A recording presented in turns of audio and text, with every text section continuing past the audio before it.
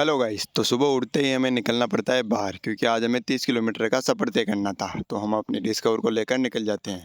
फिर हम आ जाते हैं पेट्रोल पंप पे, क्योंकि हमें पेट्रोल बनाना था। पेट्रोल बनाने के बाद हम भैया को पैसे देकर निकल जाते हैं अपनी मंजिल की ओर। रास्ते में चलते चलते हमारे दोस्त का कॉल आ जाता है कि आजा कटिंग करवा ले, बट मैं उसको मना करके निकल जाता हूँ अपनी मंजिल की ओर, क्योंकि हमें अभी दूर जाना था। आगे चलते ही एक मुसीबत और आ जाती है, क्योंकि ये टेलर चल रहा था, तो इसकी वजह से डस्ट बहुत ज़्यादा उड़ने के कारण हमारी आंखों में जा रही थी।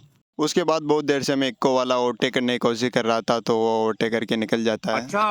रास्ते में ही आ जाता है बनास रिवर। तो बनास रिवर को पार करने के बाद हम आगे देखते हैं कि यहाँ बहुत ज़्यादा टेलर खड़े थे। और ये क्यों खड़े थे, ये तो आपको सभी को पता होगा कि आजकल बजरी बहुत ज़्यादा चल रही है। बजरी को देखते देखते हम अपने आप को भी देख लेते हैं। आगे चलते ही हम गायों को ओवरटेक करके निकल जाते हैं, क्योंकि हमारी मंजिल आ गई थी। और फिर हम देखते हैं कि वाह क्या मुस्कुराहट है।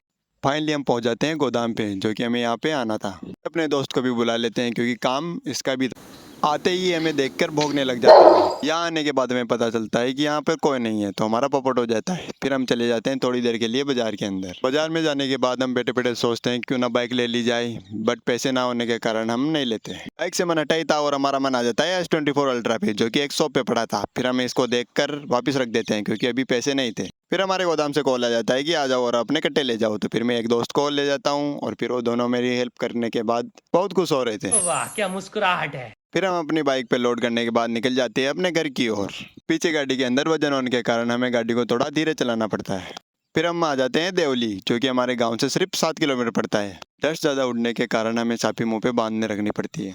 फिर हम टेलर वाले भैया को थोड़ा सा ओवरटेक कर लेते हैं। गांव का रोड बहुत ज़्यादा खराब होने के कारण गाड़ी को थोड़ा और स्लो करना पड़ता है। फाइनली घर पहुंच जाने के बाद हम देखते हैं कि मम्मी गाँव से लेकर रही थी, और पापा और भाई दोनों कट्टे को अंदर रखवा रहे थे। फिर पीछे हम हौद के पास चले जाते हैं और अपना मुंह धो लेते हैं, क्योंकि हमारी आंखें बहुत ज़्यादा जलन कर रही थी धूल मिट्टी के कारण। फाइनली गाइस, ब्लॉग को यहीं एंड करते हैं। मिलते हैं कल के नेक्स्ट ब्लॉग में।